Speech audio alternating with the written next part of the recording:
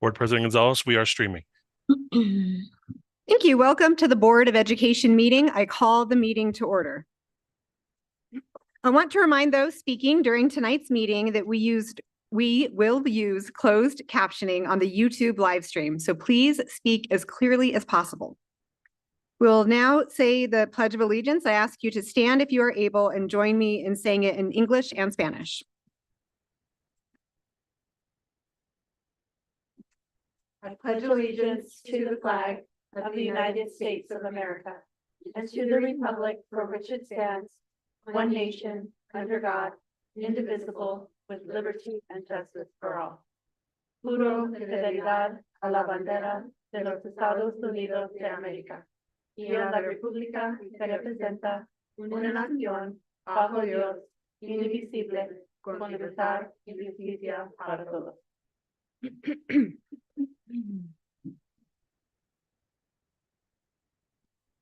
Next up is our acknowledgement of tribal lands. We gratefully acknowledge the Native peoples on whose homelands we gather, as well as the diverse and vibrant Native communities who make their home here today. I'd like to ask for a moment of silence now for those who have given their lives in service to their country.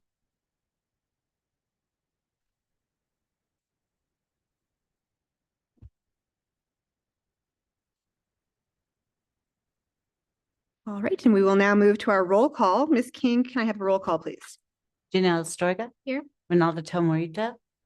Here. Heather Benavides. Here. Crystal Tapia Romero. Here. Josefina Dominguez. Here. Courtney Jackson. Here. Danielle Gonzalez. Here. Our first item is to consider adoption of the June 5th, 2024 Board of Education meeting agenda. Before we move to a motion and a second, I'd like to remind board members that per the APS Board of Education Governance Manual, you can ask that an item be removed from the consent agenda before the meeting agenda is posted, but not during the meeting. Is there a motion for approval of the agenda? I will move for approval of the June 5th, 2024 Board of Education meeting agenda. I'll second. This is Josefina. You have a motion from member Tapia Romero and second from member Dominguez. Ms. King, can we have a roll call vote, please? Janelle Astorga. Yes. Ronaldo Tomorita. Heather Benavides. Yes. Crystal Tapia Romero. Yes. Josefina Dominguez. Yes. Courtney Jackson. Yes. Danielle Gonzalez. Yes. Our next item is to consider approval of the minutes from the Board of Education meeting on May 15th, 2024. I move that we approve the minutes from the Board of Education meeting that we held on May 15th, 2024. This is Board Member Benavides. I'll second. This is Janelle. Great. We have a motion from member Benavides and a second from Secretary Astorga. Ms. King, can we have a roll call vote, please? Janelle Astorga. Yes. Ronaldo Tomorita. Yes. Heather Benavides. Yes. Crystal Tapia Romero. Yes. Josefina Dominguez. Yes. Courtney Jackson. Yes. Danielle Gonzalez. Yes. Our next item is public forum. Secretary Astorga, will you please share the instructions for public forum? Yes, thank you. Welcome to our public forum guests. When you signed up to speak, you are asked to review rules and expectations which our presiding officer will enforce. The New Mexico Open Meetings Act requires that our agenda specify in advance the items that will be discussed and voted on during the meeting. Therefore, a public forum is not a dialogue among speakers and board members, but rather a chance to hear from our community. We will call participants to speak in the order they signed up, whether in person or virtual. Those here with us tonight will be asked to come to the microphone at the back of the room when their name is called. Online guests will stay in a virtual waiting room until it is their turn to speak. We have set aside 45 minutes for public forum. If there are 22 or fewer speakers, you will each have 2 minutes to speak. Otherwise, you will have 1 minute. Tonight, we have 5 speakers in person. Once your time is up, you'll be asked to quickly wrap up. If you feel unable to convey your message, you may email boarded@aps.edu. In addition, for those of you here tonight, a representative from our service center is here to assist you. Mr. Gonzalez, please introduce the speakers. Thank you. Our first speaker tonight is in person, Isaac Pedelty. Sure, you have 2 minutes once you begin speaking. Right.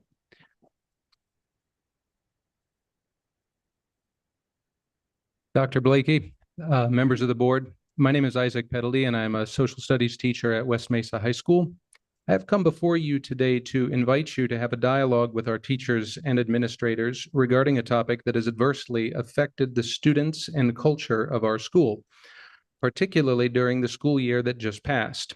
Specifically, I am speaking of the profound difficulty many of our teachers who joined our ranks at West Mesa from countries outside the U.S. and who have developed their skills and rapport with students who find themselves in the situation of not being supported in obtaining their residential visas to remain in the country and serving our students. What we at West Mesa have found particularly confusing is the relative ease with which these teachers have been able to secure these residential visas through other charter or smaller school districts within the state. I have become appraised enough on this issue to have an appreciation of its nuances from the standpoint of a large institution seeking to mitigate risk and control costs.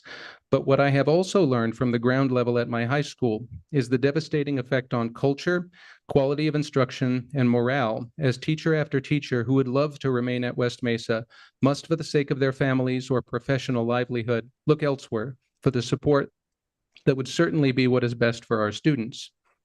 Even being adversely affected by this topic on a personal level, I hold no malice and wish only to engage with those district leaders who crafted these policies in order to engage in a mutual dialogue about other ways that might allow our school to retain these teachers in ways that also manage the district's exposure to risk. Nearly every teacher affected by this have told me they would be more than willing to pay what the costs are in fees to secure both their work and residential visas. The will is there, and it is not too late to do what is best for our kids at West Mesa. I've spoken with one teacher affected by these policies only days ago, who has reluctantly sought and secured employment elsewhere, but has still optimistically held the door open to entirely cutting ties with APS in the hopes that this request might generate some solution that would allow her to stay. Please help us to understand why this keeps happening and consider discussing ways to resolve this before we have to lose even more qualified educators. Thank you. Thank you, sir. Our next speaker is in person, Mitchell Rico? Mr. Rico, you have 2 minutes once you begin speaking. Good afternoon, board members, Dr. Blakely. I'm Mitch Rico, and I'm a special ed teacher with 17 years teaching at West Mesa High School. And I'm also a colleague of Mr. Peddlety's. And in fact, I'm here to speak on the same issue. Good news. As Mr. Peddlety explained so eloquently, APS has a rare opportunity to change a situation that's lose-lose into win-win. At West Mesa alone, 7 teachers from overseas who wanted to stay have left the school, blowing huge holes in our departments, holes which are extremely difficult to fill. Remaining staff are overstretched and student outcomes suffer greatly. As just one example, one of my science colleagues is about to leave for an APS charter school unless APS changes this policy quickly. I strongly urge the board to look into this issue and whoever's in charge of deciding this to carefully weigh whatever risk is run by helping these teachers with their visas against the very real and severe consequences to students, remaining staff, and the departing teachers that continuing it represents. Stopgap measures like moving resource teachers into the classroom do not address the long-term structural problem. Otherwise, where are we going to get the teachers to fill these high needs positions?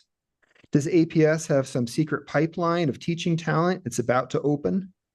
Unless they do, APS needs to decide, either continue with the current lose-lose approach or change it to win-win for district, staff, parents, and most of all, for our students. And here we have 400 signatures of West Mesa folks who agree with us on this that we would like to present to you all. Thank you for your time and consideration. Thank you, sir. Our next speaker is Anna Cherry. You have 2 minutes once you begin speaking. Okay. Hello, board members and Dr. Blakey. My name is Anna Cherry. I am a parent of 2 students at Adobe Acres Elementary School. Recently, APS has decided to change times for the schools due to buses, several different reasons. And so in speaking to several of our families, they are suffering a hardship due to the change because several families, they have like 5 or 6 kids they can't find ways to get their children to school with the time changes. And so they'll be pulling their children from our school if we can't see some way to get our schedule changed back to the normal schedule that we have now. They're going to lose, the school's going to lose an after-school program. There hasn't been any notification of any sort of before-school program. Parents like I who work, we are struggling with finding ways to get our children to school. And because of the time change, so like you have kids, you say, oh, well, this is the time the schools start. So then you prepare. But when there's so many different changes, and I looked at all the schools, all the different schools, some schools kept their early schedules and some schools didn't. And so for us as a community, as a whole, would benefit much more if we were able to keep our current time, for several reasons. I mean, the kids are tapped out talking to teachers, by 2 o'clock, they're tired.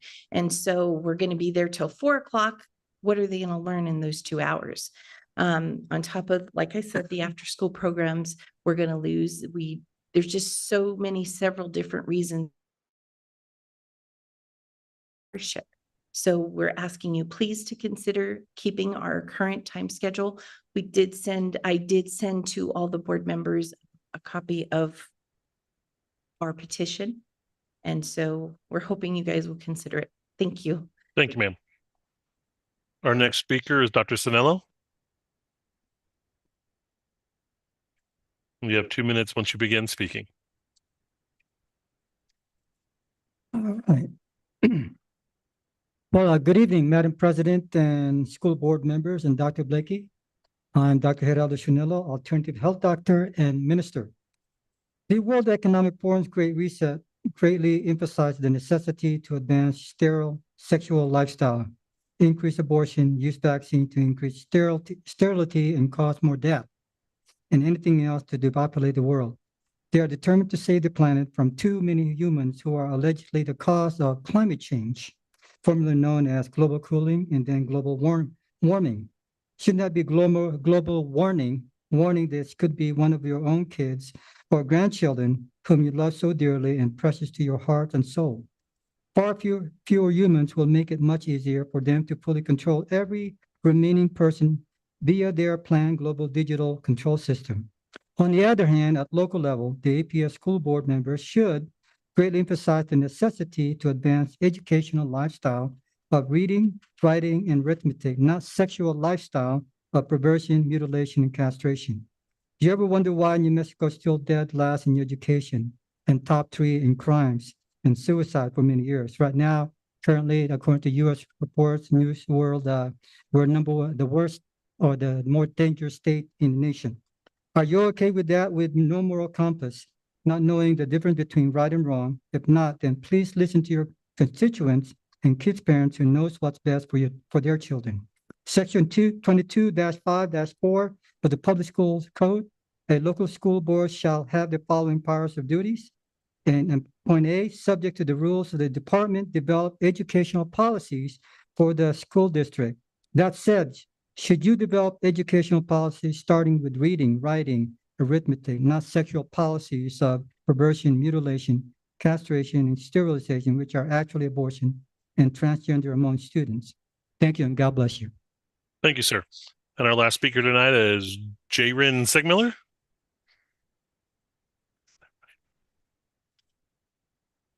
You have 2 minutes once you begin speaking. All right, I have come before the board today to also present a petition from the parents, teachers, and students at Hubert Humphrey Elementary School who are concerned about the changing bell schedule for this next year. I know this has been discussed previously, but as mentioned before, this creates a great hardship on parents. Those who both work have a difficulty finding safe ways to get their children to school. The before school program is full. And these are elementary school kids who are not legally, nor should they be left at home alone. So how are parents who work at 8 a.m. able to get their kids to the bus or to the school safely with adult supervision? Parents are also concerned about after school activities, extracurricular activities. One parent expressed that her daughters are involved in swim team. It's been enjoyable for them as well as a great confidence builder, but it's at 4 p.m. 3 times a week. So now they're faced with decisions on, do we just cut this activity out of our life, or do I get my kids out of school early 3 times a week? Teachers have expressed concerns about student behavior in the afternoon hours of school, especially for the younger grades. 5 and 6-year-olds, as you know, they are tired by the afternoon. My kindergartner comes home a little bit hangry and grouchy, and now we're going to be keeping them for an extra hour. It's almost a 9 to 5 job for children who are just barely entering a full-time school day. All parents are concerned about the mental and emotional well-being of their kids in the coming year. Coming home at 4 o'clock, those who bus won't be getting home until about 4:45. During the winter, that's already dark. So that's a safety issue, as well as students who are coming home with homework, with extracurricular activities, with family responsibilities. How will they fit all of these things in, including dinner, when elementary school kids go to bed much earlier than middle school and high school students? So where's the balance? Where's the time for them to relax? We've been told that this is a bus schedule issue. And if that is the case, can we have an open dialogue? Can we come to some kind of solution that's mutually beneficial for all of us?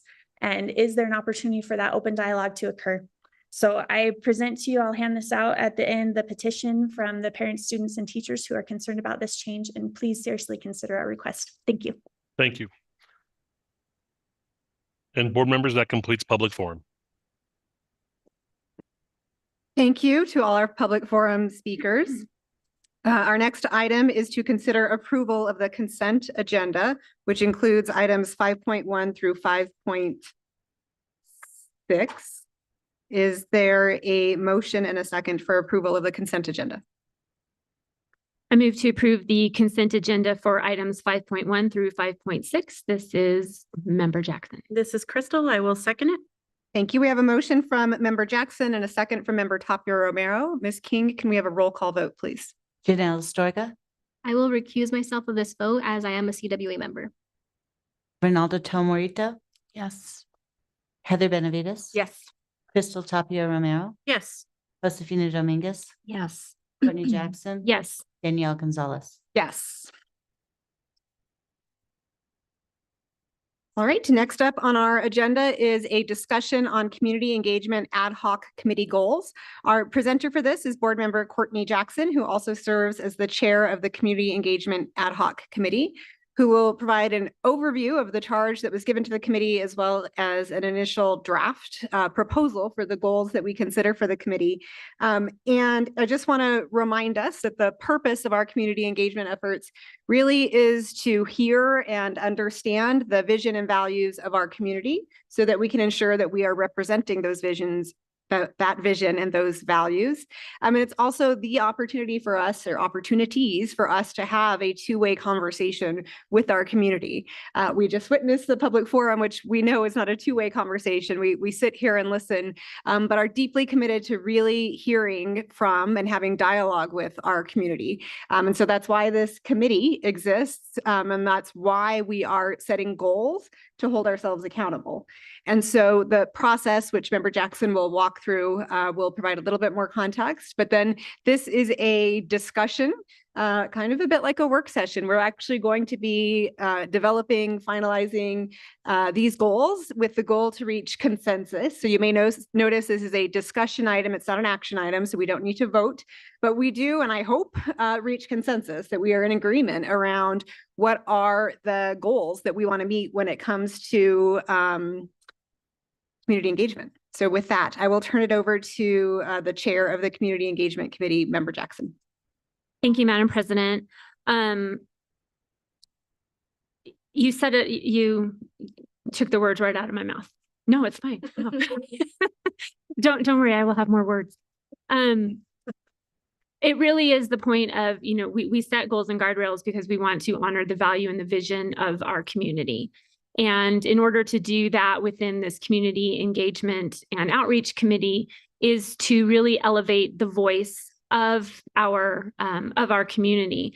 And so as we were developing goals, we really wanted to focus on areas where we thought maybe that voice was not being elevated or was not being heard. The reason being is because if we have participation, then we have voice, right? We have a way for our entire community to be part of this conversation. So you can see the 4 goals that the committee discussed.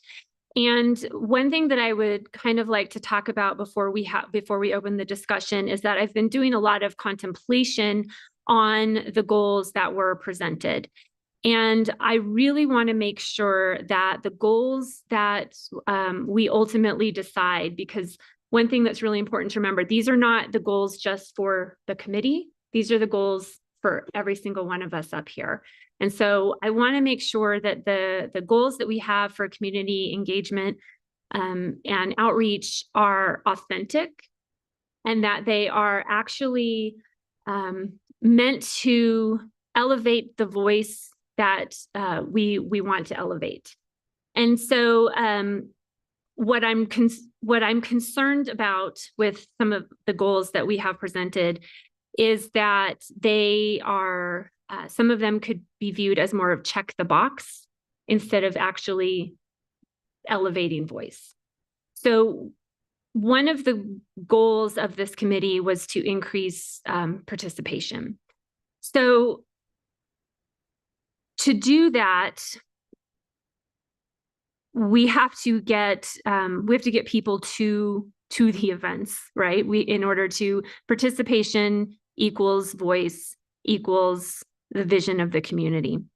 So I would actually like to, before we move any further, I'd like to actually offer some amendments to these goals, because I think it's important that we really focus on the authenticity of what we're trying to do instead of just checking a box so that we can later pat ourselves on the back and say, good job, we did some events. So here are my suggestions for some edits. The first one revolves around student engagement. So right now it says student engagement at community engagement and outreach events will increase from X in August 2024 to Y in August 2026. The first amendment that I'd like to make to that is to remove outreach events. Because again, what we're trying to do is to increase the two-way conversation. To amend it to say student engagement at community engagement events will increase from X in August 2024 to Y in August 2026. And I'm just going to put a pin in that right now. And something that we need to think about as a board is to decide that X and that Y. Do we want the X to be a percentage? Do we want student engagement to go from a certain percentage to a larger percentage? Or do we want it to be a numerical value?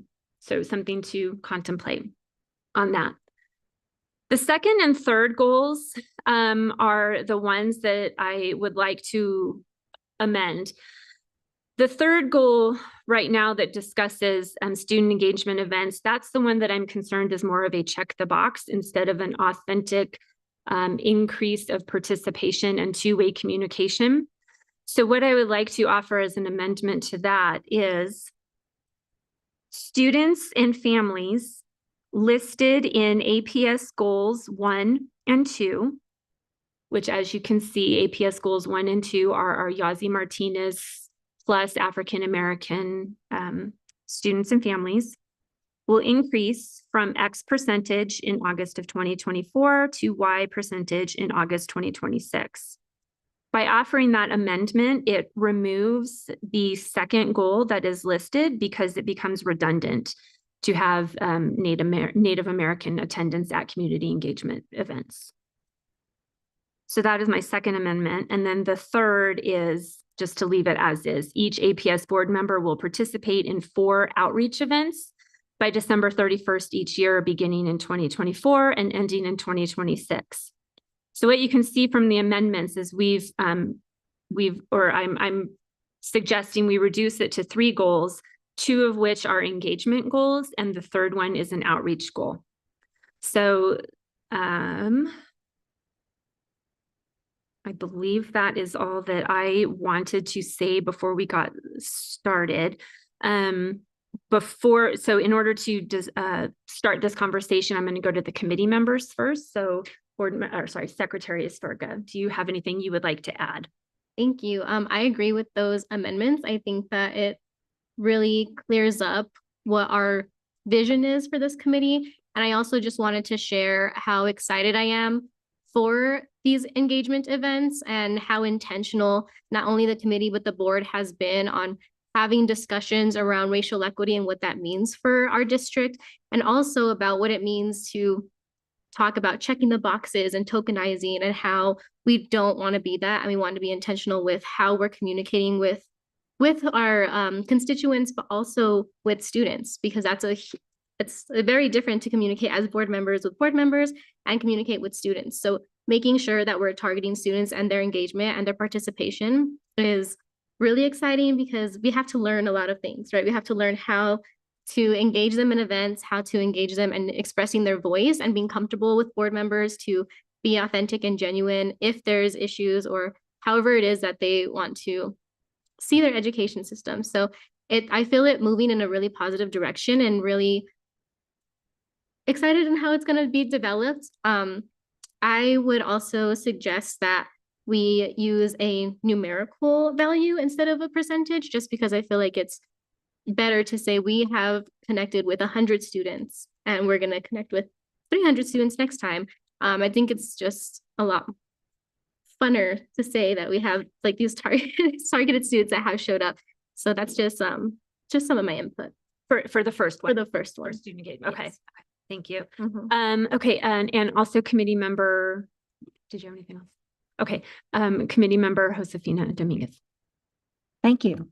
I'm going to weigh in right away on the numerical value being a preference over a percentage. I think to start, it's important to know raw numbers. And I would suggest it's probably true for the rest of our targets. And, you know, I continue to be concerned about especially the outreach. I think well, actually both the engagement and the outreach need improvement. And yet I have to remind myself that we're starting and we need to be patient. But I hear the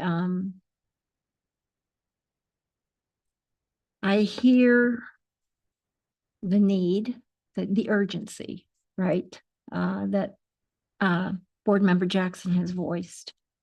And I think we all have, it just takes time to build relationships, and that's what we're doing. We're taking time to build relationships, and that doesn't happen overnight. But we need to be intentional and keep ourselves, our feet to the fire, and we need to be accountable. So. I'll just go back down the line then. Board Member Tapia Romero. So I guess the only clarifying question I have, because I agree with the numerical versus the percentage as well. Who is tracking this? Because when we talk about staff time and all of, you know, what we're being mindful of, what is our plan for that? Thank you. That's a great question. And thank you for bringing that up. We, as a committee, have started the development of a new check-in system for these events. And we are going to add, once these goals are finalized, we're going to kind of add into the check-in system, it's like self-identifiers when people arrive, because this might sound crass, and it does sound crass, but the one thing we don't want to do is have somebody show up and us say, and are you low income? Mm-hmm. Right? We don't want to do that. So we're just going to have a check-in system that is a self-identifier. So we will be able to start tracking, which is why it doesn't start until August, because it hasn't been developed yet based on the fact that the goals haven't been set yet, but there will be a different check-in system. It'll be electronic. Okay. And then my final question, when we talk about outreach events, are we still using the same, I guess, list that we identified previously, and we just continue to build on that and work with those groups? Correct. Okay. Yeah. Yeah. I mean, the outreach events, and we've been saying this since the beginning, right? Outreach events, those are really incumbent upon the board members, that we are the ones who, if we feel that there is a group or group of people or students or, you know, parents that we don't feel are being heard, that it's really incumbent upon us to then go out and to make sure that we have those two-way conversations. So that's why we as a committee felt it was really important to be very specific about outreach events as part of the goals. May I add something to that? So what I'm finding is in outreach, it's kind of organic. You, you meet somebody, they get interested. Oh, you know, I'd like for you to come talk to our group. And so that list that we have, that master list, I think is still developing. And I think it just needs to be said that it will be, like most of our documents, a living document, ever changing. Correct. Madam President. Thank you, Chairperson Jackson. And I also just appreciate your leadership on the committee. So I just want to start with that because it's really exciting to have the opportunity to talk through these goals. I am definitely the let's get stuff done personality. So I'm super excited to have these goals in front of us. I do agree with the amendments that you proposed. I think it makes a lot of sense. We've talked a lot about the importance of focusing. So having 3 goals, I think, to focus on is going to be much more valuable and meaningful than having more. I think I have some questions about some of the logistics about how we're going to track and manage. And I think just considering when we think about the populations that are identified in the Martinez-Yazzie suit, English learners, low income, Native American, special education, I think that if we were to total the numbers of students and families that are represented in some way or another in those groups, it gets pretty high pretty quickly. And I think is probably the vast majority of our district population. I'm looking at Dr. Blakey, but I'm assuming it's up in the 70 to 80% of our student population would fall in those categories. So I suspect we are already reaching many of these groups, but I really appreciate the intentionality and the focus on the target demographics and making sure that those voices in particular are really elevated and heard. So I think that's exciting that we're going to prioritize those. I do think having a numerical number is helpful. And I'm also just wondering if we're starting with August 24, are all of our X's just 0? Like that's our start point. So all of our X's are 0, and then we will increase to, 100, 200, 300, whatever. We could figure out what those amounts are for your rewritten goals. But I think that would be really helpful to have that and to communicate that out to the field. And then again, just real intentionality around how we partner with partner organizations to pull this off. Because I think the unique thing is that this is board owned, but we need help to do it. And I think just recognizing how important that is to have the community walking alongside us and co-developing these events to really make sure that they're meeting their goals and that they're really being heard. And I think also just I've appreciated the so I appreciate the committee for doing that, and would just encourage additional creativity around that. Because having a session in a school auditorium, every 4 months may not be the best way to meet all of the people that we're trying to get to. And so, for example, the United Game is really exciting because it's an opportunity to have fun with our community, but also to talk about education and literacy and our goals. So just encourage the creativity around that as well. But just wanted to say I appreciate the work. I think your amendments are on target, and I think starting with numerical numbers and just setting all of our X's to 0 makes sense. So just to clarify, so student engagement, so far what I'm hearing is a numerical number obviously would start with 0 because we don't know what it is yet. And we can, after everybody's had a chance to weigh in, I think we should go back and decide. We know it's going to be 0. So what do we want it to what's the why?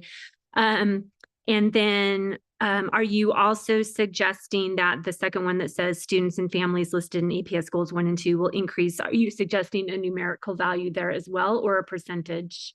I think a numerical value. A numerical value there as well. Starting with Okay. 0. And then so we'll also have to decide on an increase for that as well. Okay. Thank you for clarifying. And Board Member Tomorito. Okay, I do agree with President on her topics concerning the Martinez and Yazzie subgroups and that definition of parents.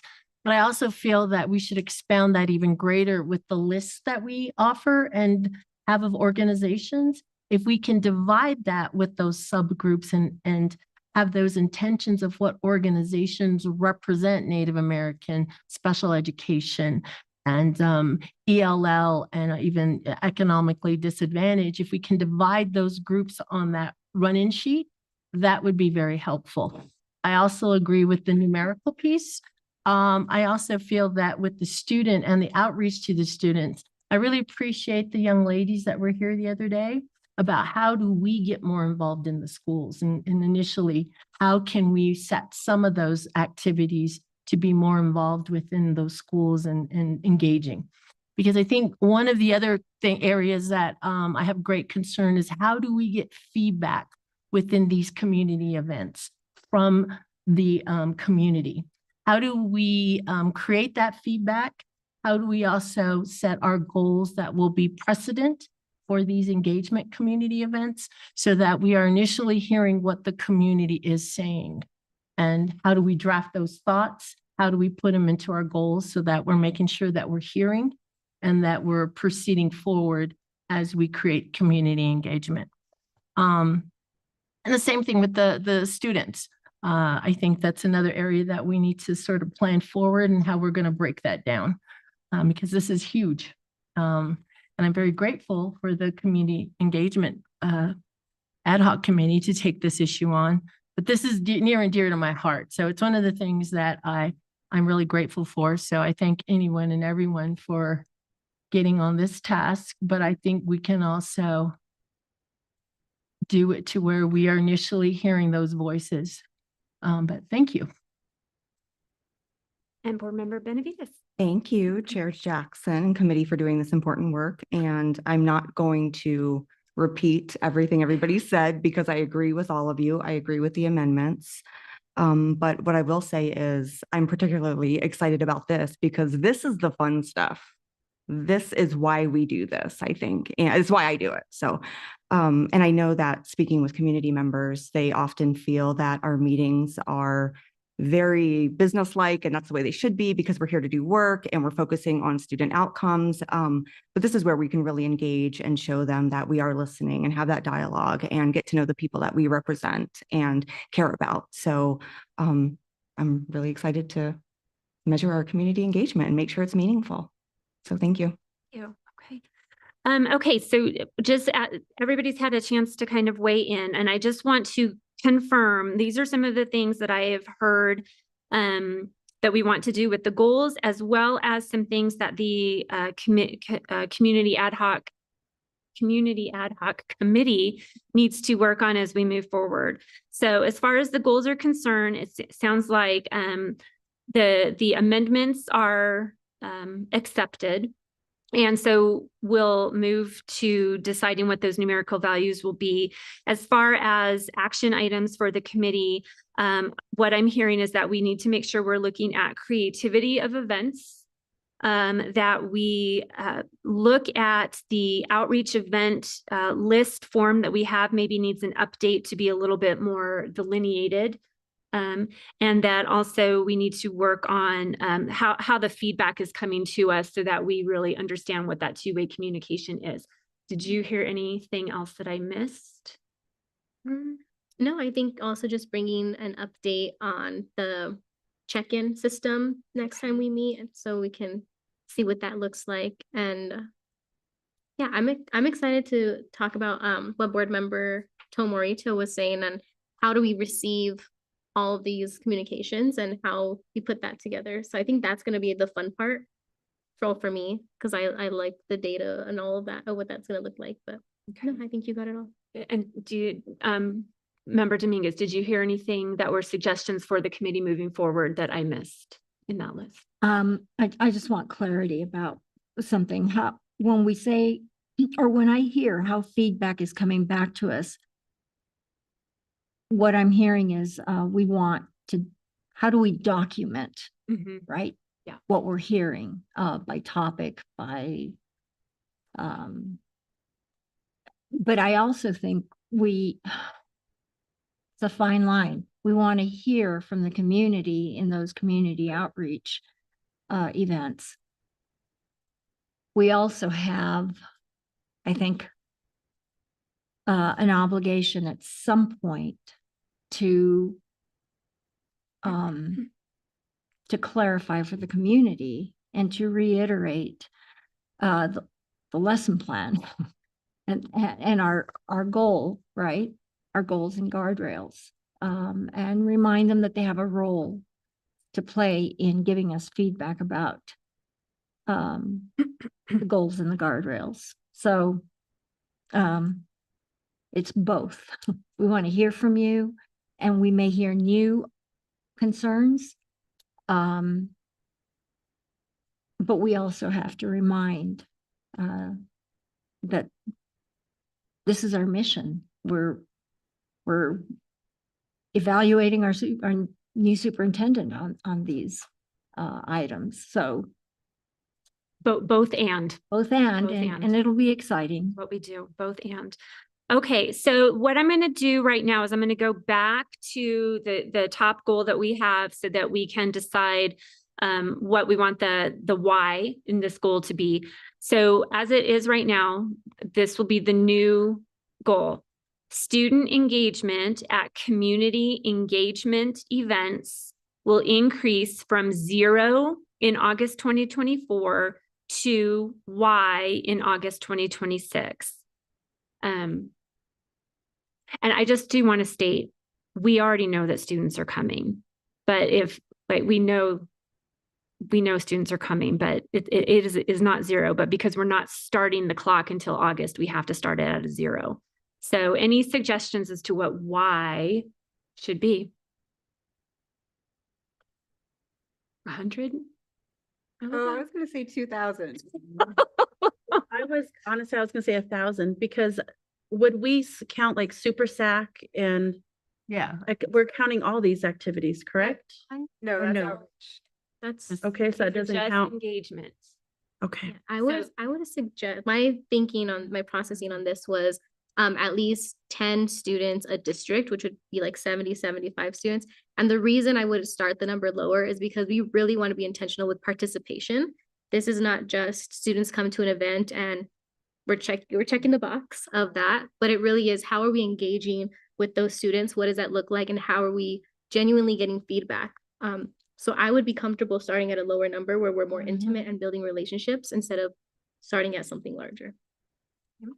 So I have another clarifying question on that. So, for example, how the students asked for us to go to an assembly and introduce ourselves and talk about how you can reach us and what the purpose is and what our goals are. Are those events, those aren't counted either. Those are considered outreach. Outreach. Okay. Okay. Two of us. Yeah. Right. So So we need to start low. So the student interns are planning a student engagement focused engagement event in the fall. And they have targeted all of the student leadership organizations and are working on other organizations like GSAs, for example. And so even if they were to get only 20 kids per high school or something like that, that's still pretty high. And so like, I think it's possible that we could have 200 at that first event, because they're also looking K-12. So I said, per high school, but they are looking to do, or no, I'm sorry, they're looking 6-12. So they wanted to do middle school and high school, and partnering. And one thing to keep in mind is that this is a 2-year goal. So it could be that our first event has 75, but we're looking forward to August of 2026. So both points are valid, right? Like in August of 2024, we might, or December of 2024, we might only have 75, but can we then build on 6? We really do have 500 or 1,000 that attend, because here's the other question. Is it cumulative?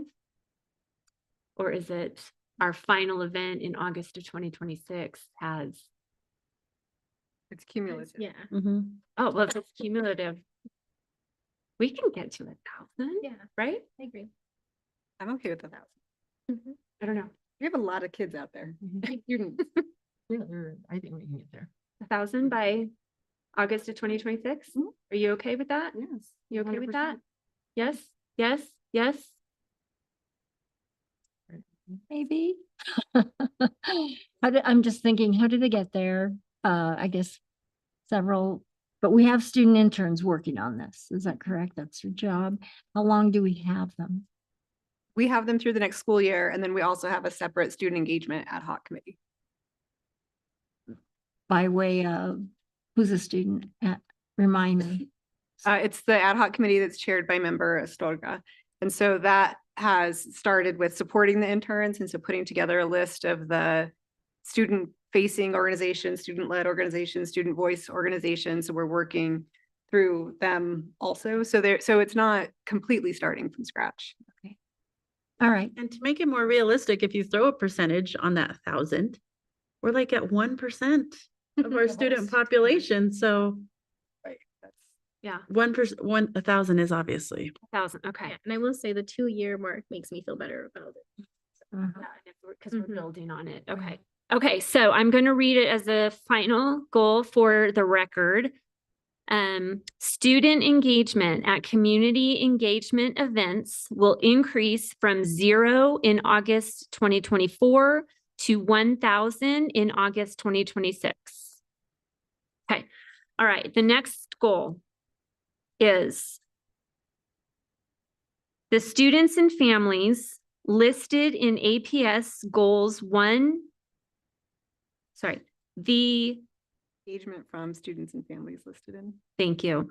In engagement for students and families listed in APS goals 1 and 2 will increase from 0 in August 2024 to Y in August 2026.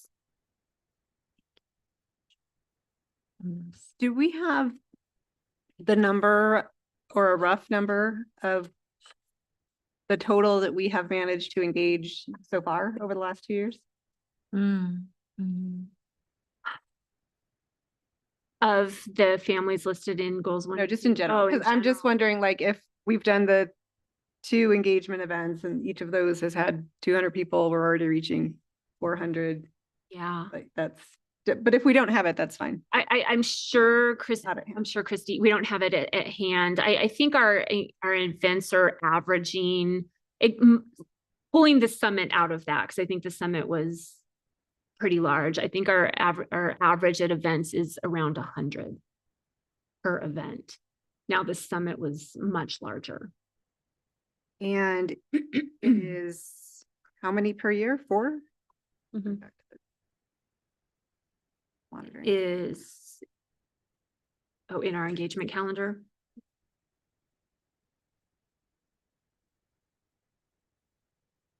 So there's 2 regional town halls, a legislative open house, which I guess that doesn't count, regional meetings during budget season, and then 2 more town halls in the spring.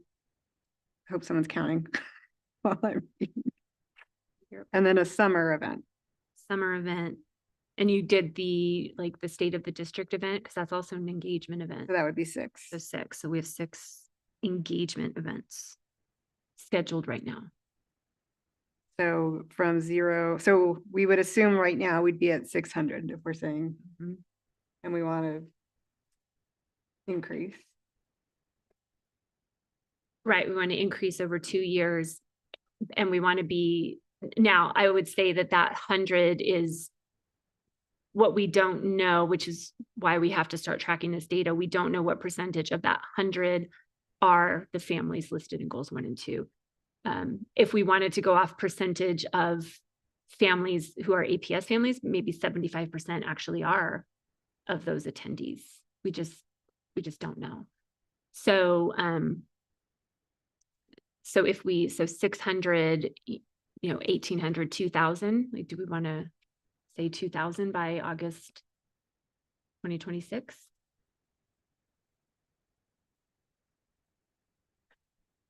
Just going off of 600 each year and then bump it up a little? Yes? Sound good? 2,000, 2,000, 2,000? You're thinking 12,000? I know what's in your head.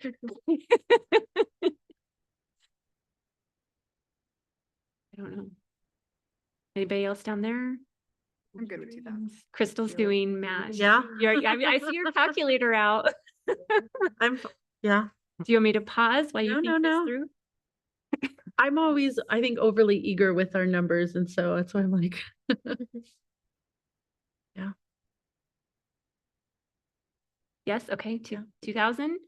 Okay, and here's the thing, like, we can adjust this if we blow it out in a year and we're like, oh my gosh, we're at 5,000. We'll come back. When we blow it out. When we blow it out, we'll come back and adjust the goal upwards.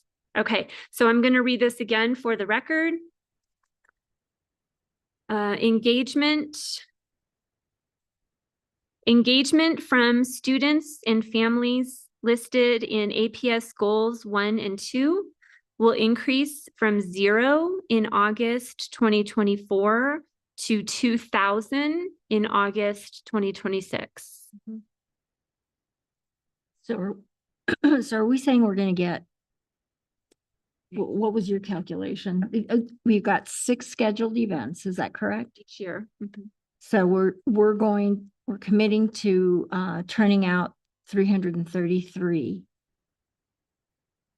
people from our targeted groups at each event.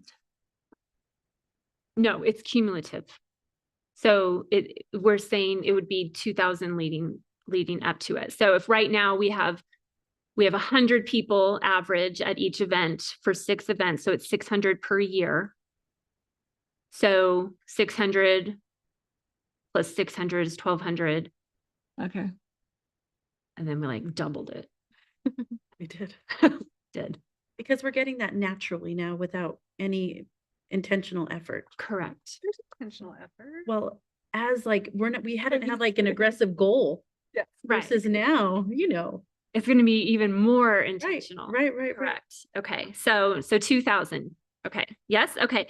So let's move to the final one, which should be easy. Each APS board member will participate in 4 outreach events by December 31st of each year, beginning in beginning in 2024 and ending in 2026. Everybody cool with that? Yep. Okay. All right. Madam President, we are done. We have some goals. We're just getting started. Thank you for that. And thank you to the committee for your work on those goals. And again, because this is an ad hoc committee, it was established just to carry out a charge. And so as that charge is met, then the committee will dissolve. So there's some work that you mentioned that still remains in terms of categorizing the sheet and a couple of other things. So we'll just touch base on the future of the committee, and I'll provide an update when it makes sense, when the committee has made a little bit more progress with some of those tasks. Great. Well, that takes us to agenda item number 7, which is the president's report. And so I want to thank all of the board members and staff who were there earlier today when we hosted a reception for outgoing Superintendent Scott Elder, who will retire on June 30th after 33 years as an APS teacher, principal, chief operations officer, and finally as superintendent. As I mentioned during the reception, Mr. Elder demonstrated a commitment to our educational community throughout his career. His leadership was particularly notable during some unprecedented challenges. During the COVID-19 pandemic, he implemented necessary protocols to ensure the safety and continuity of education for our students and staff. Mr. Elder also showed adept crisis management skills during the cyber attack on our systems, and his response to the discovery of embezzlement by a district employee highlighted his integrity and commitment to fiscal responsibility. His dedication and efforts in addressing these issues were evident and appreciated. So on behalf of the full APS Board of Education, I just want to acknowledge Mr. Elder for his service and wish him well in his future endeavors. Also wanted to share that the New Mexico United APS Schools Out game is finally here this weekend. Super excited. Saturday, June 8th at 7 p.m. We will celebrate APS students and staff, and we'll also focus on Goal 1, which is early literacy. And we'll be giving out more than 2,000 books. So if you have not purchased your tickets yet, I think today is the deadline for the discounted tickets. So get on that right now, get those tickets, share with all your friends and family, and get everyone out to the game, but especially students and families. And we're also asking families to fill out a survey during the game on how APS is doing in teaching students to read. So it's another opportunity to collect some really valuable information from our community, particularly around Goal 1, again, in the context of an exciting and fun event, and hopefully it's not too hot. We will post that survey also on aps.edu for those who are not attending the game, but still want to provide feedback. And so we'll just ask board members to also share that out with your communities and your networks. As far as upcoming meetings, there won't be a board meeting on the third Wednesday of this month because that's Juneteenth, so that is canceled. It's the Juneteenth holiday. The board will, however, host a special meeting immediately following the 8 a.m. Finance Committee meeting. Probably start about like 8:17. Welcome. We also canceled the meeting on the first Wednesday of July due to the 4th of July holiday. So we won't be seeing each other for a while over the summer, which is so sad. But when we return on July 17th, we'll review new interim goals and guardrails, and we'll also be reviewing our updated progress monitoring calendar. And then again, all of the work will really resume in earnest as we're monitoring those goals. So that's exciting. And that takes us to the very end of our agenda. So the next Board of Education meeting, as I stated, is Wednesday, July 17th. At 5 p.m. at the Alice and Bruce King Educational Complex.